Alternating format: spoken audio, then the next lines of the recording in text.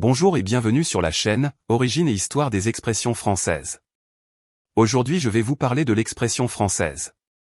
Avoir le cafard, qui est l'une des nombreuses tournures idiomatiques qui enrichissent la langue française. Elle est souvent utilisée pour décrire un état de mélancolie ou de tristesse. Mais que signifie réellement avoir le cafard? Cela évoque un sentiment d'abattement, une période où l'on se sent morose, comme si un poids pesait sur notre cœur. Nous allons nous pencher sur l'origine de cette expression mystérieuse et sur la façon dont elle a traversé les âges. Pourquoi un insecte, en l'occurrence le cafard, est-il devenu le symbole de la tristesse dans notre langage? Découvrons ensemble les racines de cette expression fascinante. Tout d'abord, pensez à vous abonner, à mettre un pouce et un commentaire, cela aide énormément au référencement de la chaîne, merci d'avance.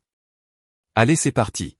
L'origine du mot « cafard » est aussi intrigante que son utilisation. Le terme « cafard » serait issu du mot arabe « kafir » désignant un mécréant, une personne de mauvaise foi. Au XVIe siècle, le terme est repris en France pour faire référence à une personne triste, déprimée ou dans un état de mélancolie passagère, souvent sans raison apparente. L'expression « avoir le cafard » aurait fait sa première apparition en 1857 dans le recueil « Les fleurs du mal » de Charles Baudelaire, où l'auteur associe l'insecte par analogie à des idées noires causant spleen et tristesse. Les cafards, souvent considérés comme des créatures sales et indésirables, sont associés à des sentiments de dégoût et de malaise.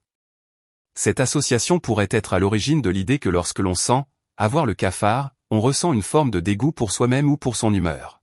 Au XIXe siècle, l'expression « avoir le cafard » a commencé à s'imposer dans la culture populaire française.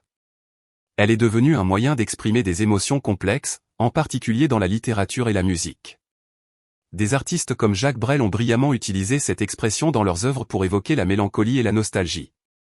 Par exemple, dans certaines de ses chansons, Brel parle de la solitude et du chagrin, rendant ainsi l'expression encore plus puissante. La richesse de la langue française se manifeste également à travers ses expressions variées. Avoir le cafard n'est pas la seule manière d'exprimer la tristesse. D'autres expressions, telles que « avoir le moral dans les chaussettes »,« avoir le blues » ou « être dans la déprime », évoquent des sentiments similaires, mais chacune porte sa propre nuance. Dans notre monde moderne, où le rythme de la vie est souvent effréné, la santé mentale est devenue un sujet de préoccupation majeure.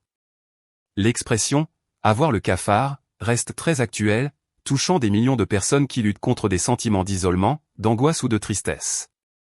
Les défis émotionnels auxquels nous faisons face aujourd'hui rendent cette expression d'autant plus pertinente. En conclusion, l'expression « avoir le cafard » nous offre un aperçu de la profondeur des émotions humaines. Elle nous rappelle que la mélancolie fait partie intégrante de la condition humaine, que nous sommes tous susceptibles de ressentir ces moments de tristesse. Reconnaître ces sentiments est essentiel, car cela nous permet de les partager et de trouver du soutien. Nous terminerons sur une note d'espoir, en soulignant que la tristesse peut être surmontée et que des moments de joie peuvent suivre les périodes sombres. Merci d'avoir regardé cette vidéo. Si vous avez aimé, n'oubliez pas de liker et de vous abonner pour plus de contenu sur la langue et la culture française. Avez-vous d'autres expressions que vous aimeriez explorer? Faites-le moi savoir. À bientôt pour une nouvelle vidéo où nous explorerons d'autres expressions fascinantes de la langue française. Au revoir.